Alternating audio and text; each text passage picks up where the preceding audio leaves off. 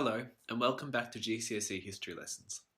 In this lesson, we will finish our analysis of the major ideas of the Cold War by looking at decolonisation and socialism.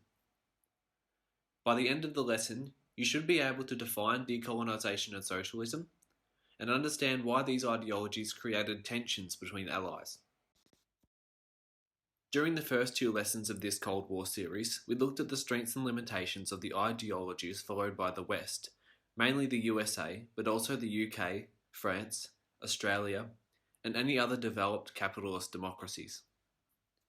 We also examined ideologies of communism and the one-party state, which were followed by the USSR and the communist world. These ideas are interesting to compare in the Cold War context because they are mutually exclusive. Democracy and the one-party state are not compatible. Democracies often see one-party states as authoritarian and a threat to human rights and liberties, while democracy is often seen as a threat to the power of the ruling party in a one-party state. Communism and capitalism are also polar opposites. Communist theorists, such as Karl Marx, see capitalism as immoral and a form of slavery. They expect communism to take over capitalism in the future, and communist governments helped to spread communism during the Cold War. Capitalist nations often see communism as authoritarian and hostile, but decolonisation and socialism are less black and white.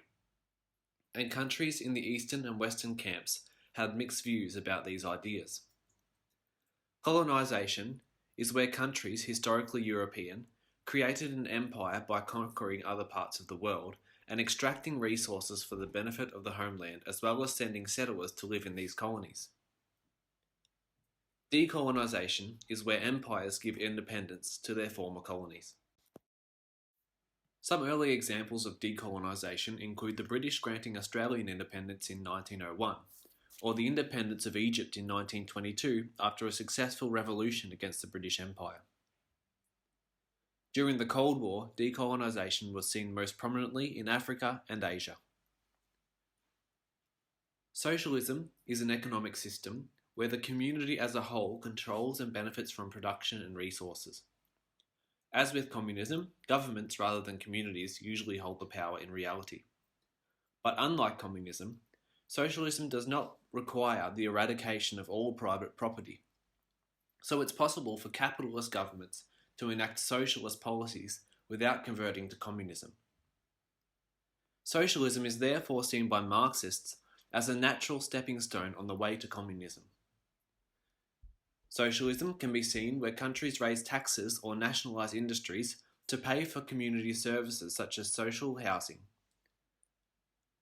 Nationalising means taking an industry away from private businesses and giving it to the government to make money from. But how did these ideas cause tensions between and within the Cold War alliances? The controversy surrounding socialism came from the USA's opposition to anything which resembled communism. Yet the USA's allies in Europe and elsewhere adopted some socialist policies, be it public transport systems in major cities or free healthcare for all. This created tensions between the USA and its allies. In the communist East, the opposite occurred, with socialist states such as Czechoslovakia adopting more revisionist or reformist policies which were more capitalist than the USSR would have liked. In Europe, the issue of decolonisation was also contentious. The USA was against the idea of empire and encouraged its allies in Europe to give independence to the people in their colonies. While some colonies were given independence peacefully, others were held onto by the European powers and ended in bloody conflict. This created another tension between the USA and its allies. The failure of European powers to transition their colonies into functioning countries created the conditions for many civil wars throughout the Cold War. When new independent countries appeared, the USSR and USA began to influence and control their governments using aid which the new states became dependent on.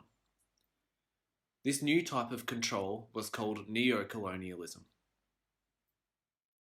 So, to summarise what we've learned today, socialism is an economic system based on the government controlling industries to provide for all in society, whereas decolonisation is the idea that empires give their colonies independence. We revisited communism and the one-party state to see how these ideas are at odds with capitalism and democracy. But socialism and decolonisation were two ideologies which were followed or opposed by many countries on both sides of the Cold War, and this created tension. Next lesson, we will begin looking at the events of the Cold War, beginning with the situation nearing the end of World War II. Thanks for watching. Feel free to like and subscribe, and I'll see you next time on GCSE History Lessons.